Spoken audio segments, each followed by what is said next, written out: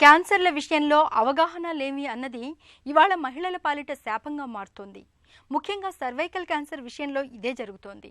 టీకాలు, ముందస్తు పరీక్షలు అందుబాటులో ఉన్నప్పటికీ అవగాహన లేకపోవడంతో చాలామంది మహిళలు సర్వైకల్ క్యాన్సర్ బారిన పడుతున్నారు. టీకాలు, పాప్స్మియర్ వంటి పరీక్షలపై అవగాహన పెంచుకుంటే సర్వైకల్ క్యాన్సర్ను మనం చాలా తేలిగ్గానే నివారించుకోవచ్చు. సర్వైకల్ క్యాన్సర్ను ముందుగానే పసిగట్టే పాప్స్మియర్ పరీక్ష గురించి ఇప్పుడు తెలుసుకుందాం.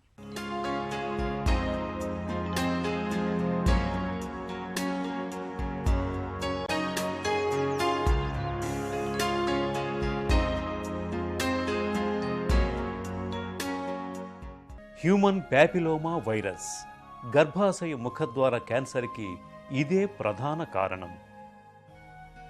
చిన్న వయసులో పెళ్లిళ్ళు, వివాహేతర సంబంధాలు, జననావయవాల అపరిశుభ్రత, సుఖవ్యాధులు, అధిక సంతానం ఇవన్నీ గర్భసంచి ముఖద్వారానికి క్యాన్సర్ను తెచ్చిపెడుతున్నాయి. నెలసరి తర్వాత తరచూ రక్తస్రావం జరగటం, మెనోపాజ్ తర్వాత కూడా రక్తస్రావం జరగటం, దుర్వాసనతో కూడిన తెలుపు, సంభోగం అనంతరం రక్తస్రావం ఈ లక్షణాలు కనిపిస్తున్నప్పుడు వాటిని క్యాన్సర్కు సంకేతాలుగా అనుమానించాలి.